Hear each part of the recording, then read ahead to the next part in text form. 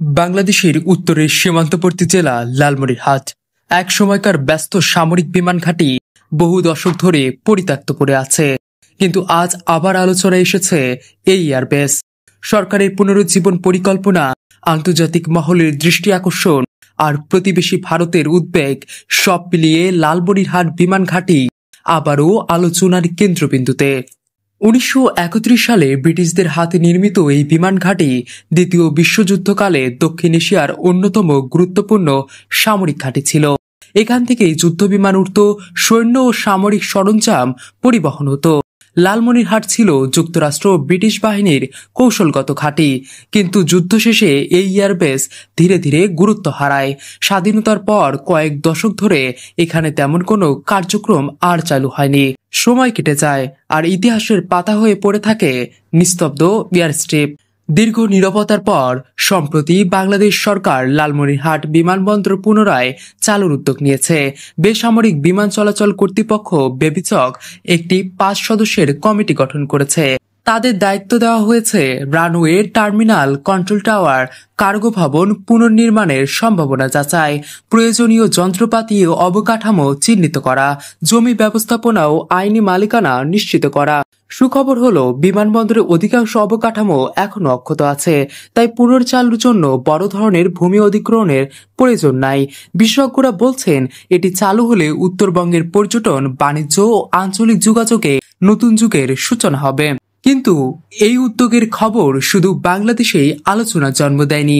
প্রতিবেশী ভারতও উদ্বেগ প্রকাশ করেছে।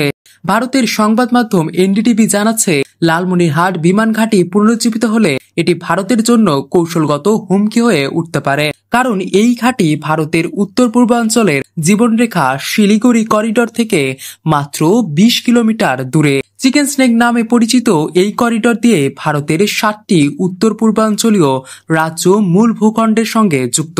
ভারতের আশঙ্কা, যদি চীন এই প্রকল্প অর্থায়ন করে তবে লালমনিরহাটে যুদ্ধবিমান, রাডার ও নজরদারি সরঞ্জাম স্থাপন হতে পারে। এমন পদক্ষেপ দিল্লির কাছে সরাসরি নিরাপত্তা হুমকি। এমন আশঙ্কা থেকেই ভারত নিজস্ব উদ্যোগেও সক্রিয় হয়েছে। উত্তর ত্রিপুরার কৈলা শহরে ৩ দশক ধরে বন্ধ থাকা একটি বিমানবন্দর পুনরুজ্জীবিত করার কাজ চলছে। যদিও এটি মূলত বেসামরিক বিমান চলাচলের জন্য ব্যবহৃত হবে, তবে এমনভাবে অবকাঠামো তৈরি হচ্ছে যাতে প্রয়োজনে ভারতীয় যুদ্ধবিমানও ব্যবহার করতে পারে। স্পষ্টতই লালমনিরহাট ঘিরে শুধু বাংলাদেশ নয়, আঞ্চলিক শক্তির ভারসাম্য নিয়েও হিসাব নিকাশ শুরু হয়ে গেছে। লালমনিরহাট বিমান ঘাঁটি শুধু একটি পুরনো এয়ারবেস নয়, এটি হতে পারে দক্ষিণ এশিয়ার ভূ রাজনৈতিক দাবা খেলার নতুন গুটি। বাংলাদেশের জন্য এটি বাণিজ্য ও পর্যটনের বড় সুযোগ, ভারতের কাছে এটি নিরাপত্তা সংকট, আর চীনের জন্য এটি হতে পারে দক্ষিণ এশিয়ায় প্রভাব বিস্তারের নতুন দিগন্ত। একই জায়গায় সুযোগ ও সংকট, এই দ্বৈত চরিত্রই লালমনিরহাটকে আন্তর্জাতিক অঙ্গনে আলোচনার কেন্দ্রে নিয়ে এসেছে। একসময় দ্বিতীয় বিশ্বযুদ্ধের উত্তাল ইতিহাসের সাক্ষী ছিল লালমনিরহাট বিমান ঘাঁটি। আজ এটি আবারও দাঁড়িয়ে আছে ভবিষ্যতের এক নতুন অগ্নি পরীক্ষার মুখে। এটি কি হবে উত্তরবঙ্গের উন্নয়ন ও সমৃদ্ধির নতুন দিগন্ত, নাকি পরিণত হবে আঞ্চলিক ভূ রাজনীতির উত্তপ্ত সংঘাতের আরেকটি কেন্দ্রে? সময় দিবে এর উত্তর।